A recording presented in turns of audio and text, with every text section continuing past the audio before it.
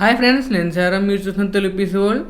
Friends, ఈ వీడియోలో నేను అసలు 2024కి సంబంధించి మన పీసీ కేటగిరీలో ఏదైతే టెక్నాలజీకి సంబంధించిన అప్డేట్స్ వస్తున్నాయో వాటి గురించి చెప్తానమాట.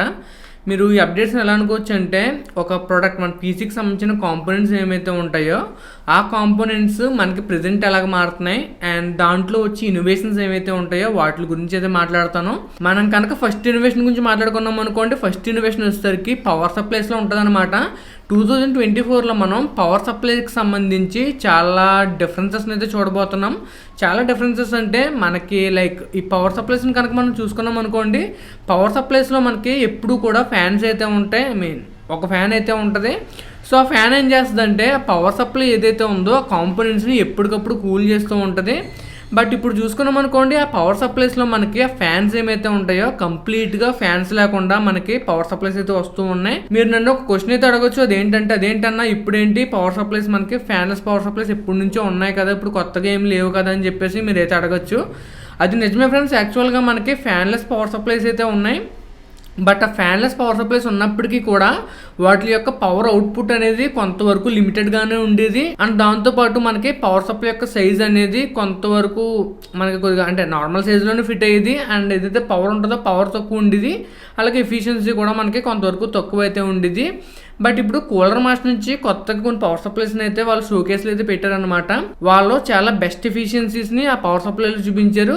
ఓన్లీ ఎఫిషియన్సీ గురించే కాదు, అండ్ అన్నిటికంటే మెయిన్ ఇంపార్టెంట్ ఏంటంటే మన పవర్ సప్లైకి సంబంధించిన ఇన్ఫర్మేషన్ మొత్తాన్ని కూడా మనం మన సిస్టంలో చూసుకోవచ్చు అనమాట. ఏ రేల్లో ఎంత పవర్ కన్జ్యూమ్ అవుతుంది, మన పవర్ సప్లై యొక్క కరెంట్ కండిషన్ ఏంటి, ఇలాగ మనకి పవర్ సప్లైకి సంబంధించి ఏదైతే ఇన్ఫర్మేషన్ ఉంటుందో ఆ ఇన్ఫర్మేషన్ మొత్తం కూడా వాళ్ళైతే మన సిస్టంలో చెక్ చేసుకోవచ్చు అనేది చెప్తున్నారు.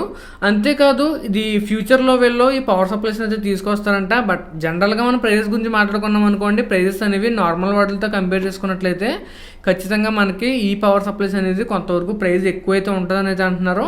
బట్ ఫ్యూచర్లో మనకి ఖచ్చితంగా ఈ పవర్ సప్లై యొక్క ప్రైజెస్ కూడా కొంతవరకు తగ్గుతాయని అయితే అనుకోవాలి.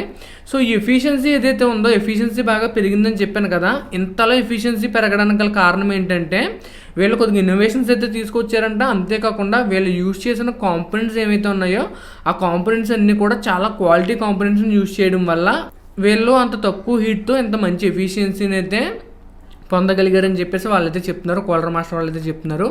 అండ్ నెక్స్ట్ ఇన్నోవేషన్ చూసుకున్నాం అనుకోండి, నెక్స్ట్ ఇన్నోవేషన్ వచ్చేసరికి ఏఐ గురించి అనమాట. మనం కనుక ఏఐ గురించి మాట్లాడుకున్నాం అనుకోండి, ఏఐ అనేది మనకి పెద్దగా అయితే ఈ మధ్యకాలంలో అయితే కనపడలేదు. అంటే మనకు నార్మల్గా వెబ్సైట్ ఇటువంటి వాటిలో ఏఐని గమనించాం, కానీ ఏదైతే మనం డైలీ యూజ్ చేసే వస్తువులు కానీ లేకపోతే డైలీ యూజ్ చేసే గ్యాడ్జెట్స్ ఉంటాయో వాటిల్లో ఏఐ అనేది కొంతవరకు లిమిటెడ్ అనేది అనుకోవాలి. ఎందుకంటే అయితే పీసీస్లో చూస్తున్నాం, లేకపోతే వెబ్సైట్స్లో చూస్తున్నాం, లేకపోతే మన యొక్క మొబైల్స్ ఏమైతే ఉన్నాయో మొబైల్స్లో మాత్రమే మనం ఏఐ అనేది గమనిస్తున్నాం. బట్ ఇప్పుడు కనుక మనం 2024లో చూసుకున్నాం అనుకోండి, ఏఐ అనేది చాలా ప్రొడక్ట్స్ అయితే చూస్తాం అనమాట. మెయిన్గా మనం కంప్యూటర్స్ గురించి మాట్లాడుకుంటున్నాం కాబట్టి ఈ ఏఐ అనేది కంప్యూటర్ సంబంధించిన యాక్సెసరీస్లోను ప్రాసెసర్, గ్రాఫిక్ కార్డ్ ఇటువంటివన్నీ కూడా కామన్ ఫ్రెండ్స్. ఎందుకంటే అవి కంప్యూటర్ కేటగిరీలోకి వస్తాయి కాబట్టి వాటిలో ఖచ్చితంగా ఏఐ అయితే ఉంటుంది.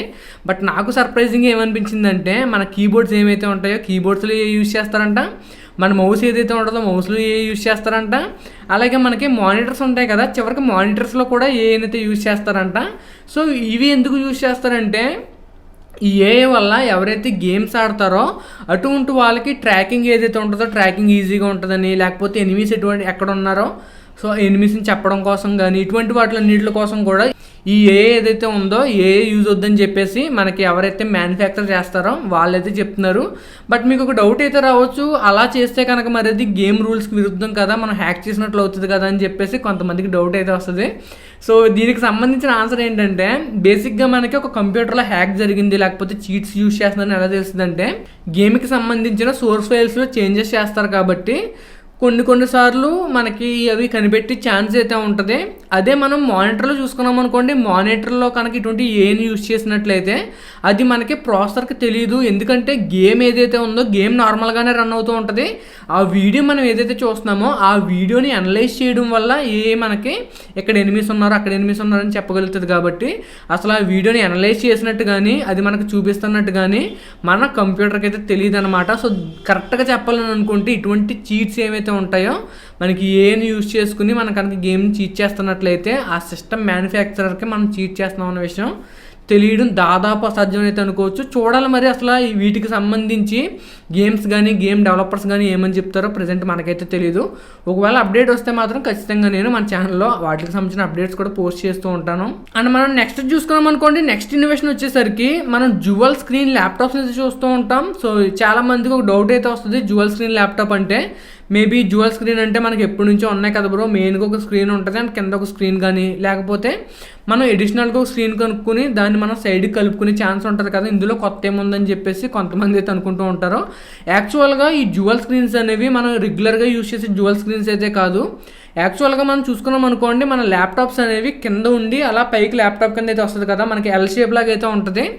బట్ ఇప్పుడు వచ్చి ల్యాప్టాప్స్ డ్యూయల్ స్క్రీన్ ల్యాప్టాప్స్ ఎలాగ ఉంటాయంటే ఒక ఎల్ షేప్ ఉంటుంది, అలాగే మనకు స్క్రీన్ ఏదైతే ఉంటుందో ఆ స్క్రీన్ మీద ఇంకొక స్క్రీన్ అయితే వస్తుంది అనమాట. బేసిక్గా ఒక స్క్రీన్ ఉండి దాని మీద ఇంకొక స్క్రీన్ ఉండి మనకి కింద కీబోర్డ్ అయితే ఉంటుంది అనమాట. సో ఆ టైప్ మోడల్స్లో కూడా మనం ఈ 2024లో కొన్ని ల్యాప్టాప్స్ని అయితే చూస్తాం. ఇది కొంతవరకు అంటే ఈ ఇన్నోవేషన్ ప్రకారంగా మాట్లాడుకున్నట్లయితే పెద్దగా ఇన్నోవేషన్ అయితే కాదు. కొన్ని యూజ్ కేసెస్ ఏమైతే ఉంటాయో అటువంటి యూజ్ కేసెస్ కోసం ఈ ల్యాప్టాప్స్ అనేవి కొంతవరకు యూజ్ అవుతాయి. బట్ ఎంతవరకు యూజ్ఫుల్, ఎంతవరకు ఈ మోడల్స్ అనేవి సక్సెస్ అవుతాయో ఎవరికి కూడా తెలియదు. సో మీ ఒపీనియన్ కింద షేర్ చేసుకోండి. ఒకవేళ నిజంగానే ఒక స్క్రీన్ మీద ఇంకొక స్క్రీన్ పెట్టి 2 స్క్రీన్స్తో ల్యాప్టాప్స్ తీసుకొచ్చినట్లయితే అది మనకి ఎంతవరకు యూజ్ అవుతుంది అనేది ఖచ్చితంగా కామెంట్ సెక్షన్లో అయితే షేర్ చేయండి. అండ్ 2024లో మనం ఎక్కువగా ఏం చూస్తామంటే కేబుల్ లెస్ పీసీస్ అయితే చూస్తాం అనమాట. కేబుల్ లెస్ పీసీస్ అంటే మనం మదర్ బోర్డ్ని చూసుకున్నాం అనుకోండి, మన మదర్ బోర్డ్కి సంబంధించి చాలా కేబుల్స్ అయితే ఉంటాయి. కేబుల్స్ అవ్వచ్చు, కనెక్టర్స్ అవ్వచ్చు, ఇవన్నీ కూడా ఉంటాయి అన్నమాట. ఫర్ సపోజ్ మనం ఒక సిస్టంలో ఒక మదర్ బోర్డ్ని ఇలా చూసినట్లయితే అందులో మనకి చాలా కేబుల్స్ అయితే కనిపిస్తూ ఉంటాయి. అది చాలామందికి నచ్చదు. కొంతమందికి లైక్ ఏదైతే వాళ్ళ క్యాబినెట్ ఉందో అది నాన్ ఆర్జీబీ అయితే కనుక వాళ్ళకి పెద్ద ఇష్యూ అయితే ఉండదు. అలా కాకుండా వాళ్ళు ఒక మంచి ఆర్జీబీ ఎస్థెటిక్ పీసెస్ని చేసుకుంటున్నారు అనుకోండి, అటువంటప్పుడు ఆ కేబుల్స్ అనేవి కొంతవరకు ఇబ్బంది పెడుతూ ఉంటాయి. ఎందుకు ఇబ్బంది పెడతాయంటే ఆ కేబుల్స్ అనేవి బ్లాక్ కలర్లో కానీ లేదా వేరే ఏదైనా కలర్స్లో ఉంటాయి. మన సిస్టంలో చూసినప్పుడు ఆ కేబుల్స్ కనిపించడం వల్ల కొద్దిగా నీట్నెస్ అయితే ఉండదన్నమాట. బట్ ఫైనల్గా మనకి మ్యానుఫ్యాక్చరర్స్ ఎవరైతే ఉంటారో వాళ్ళు ఈ కొత్త ఇన్నోవేషన్ ద్వారా కంప్లీట్గా కేబుల్లెస్ పీసెస్ని అయితే తయారు చేస్తున్నారో. మీకు ఒక డౌట్ అయితే రావచ్చు, కేబుల్లెస్ పీసెస్ అంటే అసలు కేబుల్స్ ఏ ఉండవు అని చెప్పేసి. కేబుల్లెస్ పీసెస్ అంటే కేబుల్స్ అయితే ఉండకుండా ఉండవు ఫ్రెండ్స్. ఏవైతే కేబుల్స్ ఉంటాయో ఆ కేబుల్స్ అన్నింటినీ కంప్లీట్గా మనకి వెనక్కి అయితే షిఫ్ట్ చేసేస్తారనమాట. సో ఎదర్ నుంచి చూసుకున్నట్లయితే మనకి కేవలం మదర్ బోర్డ్ మాత్రమే కనిపిస్తుంది. దానికి సంబంధించిన కనెక్టర్స్ ఏవైతే ఉంటాయో అవన్నీ కూడా మదర్ బోర్డు వెనక్కి అయితే మూవ్ చేసేస్తారు. కాబట్టి ఆ కనెక్షన్స్ అన్నీ కూడా మనకి క్యాబినెట్లో ఈ గ్లాస్ సైడ్ కాకుండా వెనకాల సైడ్ ఏదైతే ఉంటుందో ఆ వెనకాల సైడ్ ద్వారా కనెక్షన్స్ ఇచ్చుకోవచ్చు. బేసిక్గా ఇలా కనెక్షన్స్ ఇచ్చుకోవడం వల్ల మనకి ఏదైతే మదర్ బోర్డు ఉందో ఆ మదర్ బోర్డు మాత్రమే కనిపిస్తుంది తప్పితే దానికి సంబంధించిన కేబుల్స్ ఏమైతే ఉన్నాయో ఆ కేబుల్స్ అనేవి కంప్లీట్గా కనిపించవన్నమాట. అప్పుడు మళ్ళీ యాక్చువల్గా ఇది కొంతవరకు పీసెస్కి సంబంధించిన అందాన్ని పెంచుతుంది, ఇంకొంతవరకు ఆ అందాన్ని తగ్గిస్తుంది. ఎందుకు ఇలా చెప్పానంటే ఫర్ ఎగ్జాంపుల్ మనం కేబుల్ మోడలింగ్ చూసుకున్నాం అనుకోండి, కొంతమంది బాగా డబ్బు పెట్టగలిగిన వాళ్ళు ఏం చేస్తారంటే కేబుల్ మోడ్స్ అని చెప్పేసి స్పెసిఫిక్గా వాళ్ళకి ఏదైతే కలర్ కేబుల్స్ ఉంటాయో, సో ఎస్ఎంపిఎస్ నుంచి వచ్చే కేబుల్స్ ఇవన్నీ కూడా స్పెసిఫిక్గా తెప్పించుకుని ఆ కేబుల్స్ని వీళ్ళు కనెక్షన్స్ అయితే ఇచ్చుకుంటూ ఉంటారు. ఒకవేళ ఆ మదర్ బోర్డుకి సంబంధించిన కనెక్టర్స్ అన్నీ కూడా మనకు వెనక్కి వెళ్ళిపోయినాయి అనుకోండి, ఆ కేబుల్ మోడింగ్ అనేది కొంతవరకు తగ్గిపోతుంది అని అయితే అనుకోవాలి. సో దీనికి సంబంధించి నాకు కొంతవరకు ప్రో అని కనిపిస్తుంది, కొంతవరకు కాన్ అని కూడా కనిపిస్తుంది. బట్ మీ ఒపీనియన్ కూడా నాకు ఒకసారి కింద అయితే చెప్పండి. ఒకవేళ మీకు కేబుల్స్ కనుక కన్సిడర్ చేసుకున్నట్లయితే ఆ కేబుల్స్ కనపడకుండా ఉంటే బాగుంటుందా, కనిపించినా మీరు పెద్దగా లెక్క చేయరనే విషయం మాత్రం నాకు ఖచ్చితంగా కింద కామెంట్ సెక్షన్లో అయితే మెన్షన్ చేయండి. అండ్ ఫైనల్గా మనం మాట్లాడుకోవాల్సింది హైబ్రిడ్ ల్యాప్టాప్స్ గురించి ఫ్రెండ్స్. సో హైబ్రిడ్ ల్యాప్టాప్స్ అంటే డిటాచబుల్ ల్యాప్టాప్స్ అని చెప్పేసి అనుకుంటూ ఉంటారు. బట్ అదే కనుక నిజమైతే ఇప్పుడు ఇన్నోవేషన్ కింద నేను ఎందుకు చెప్తాను చెప్పండి. యాక్చువల్గా అది హైబ్రిడ్ ల్యాప్టాపే, బట్ అందులో వీళ్ళు ఒక కొత్త చేంజ్ని అయితే తీసుకొచ్చారు.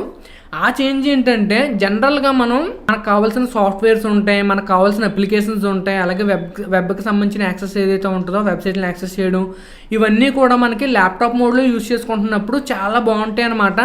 అదే మనం డిటాచ్ చేసేసాం అనుకోండి, డిటాచ్ చేసేసినప్పుడు మనకు అది విండోస్లోనే నార్మల్ మనకి ఏదైతే ఆ ట్యాబ్లెట్ మోడ్ ఉంటుందో ఆ ట్యాబ్లెట్ మోడ్లోకి అయితే మారిపోతుంది. జనరల్గా మనకి మన చేతిలో పట్టుకుని వాడే ఉద్దేశం ఉంటే మాత్రం ఆండ్రాయిడ్ అనేది చాలా మంచి ఎక్స్పీరియన్స్ని అయితే ఇస్తుంది. ఇప్పుడు రీసెంట్గా మ్యానుఫ్యాక్చరర్స్ ఏం చేస్తున్నారంటే మనం కీబోర్డ్ని కనెక్ట్ చేసినంతసేపు అది విండోస్ ఆపరేటింగ్ సిస్టమ్ మీద రన్ అయ్యేలాగా, ఎప్పుడైతే మనం కీబోర్డ్ని డిస్కనెక్ట్ చేసేస్తామో ఆ చేతిలో మనకి ట్యాబ్లెట్ ఏదైతే ఉంటుందో ఆ ట్యాబ్లెట్ అనేది కంప్లీట్గా ఆపరేటింగ్ సిస్టమ్ చేంజ్ అయిపోయి మనకి ఆండ్రాయిడ్ ఆపరేటింగ్ సిస్టమ్ ఏదైతే ఉంటుందో ఆండ్రాయిడ్ ఆపరేటింగ్ సిస్టమ్ మీద వర్క్ చేసేలాగా కొన్ని ప్రోటోటైప్స్ని అయితే తీసుకొచ్చారనమాట.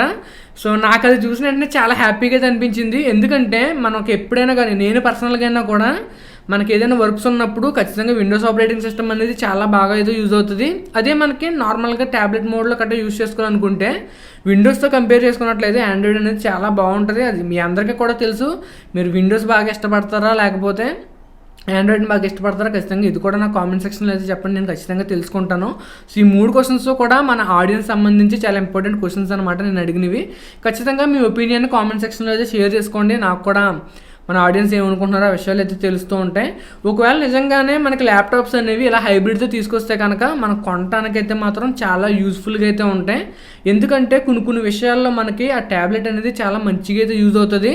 సో ఫ్యూచర్లోనే ఖచ్చితంగా మనం ఈ ల్యాప్టాప్ని అలాగే ట్యాబ్లెట్ని హైబ్రిడ్ మోడ్లో యూజ్ చేసుకునేలాగా, అలాగే విండోస్ అండ్ ఆండ్రాయిడ్తో మనకు వర్క్ చేసేలాగా చూస్తూ ఉంటాం అనమాట. సో 2024లో మెయిన్ ఇన్నోవేషన్స్, నాకు బాగా ఇంట్రెస్టింగ్ అనిపించిన ఇన్నోవేషన్స్ అయితే ఇవి.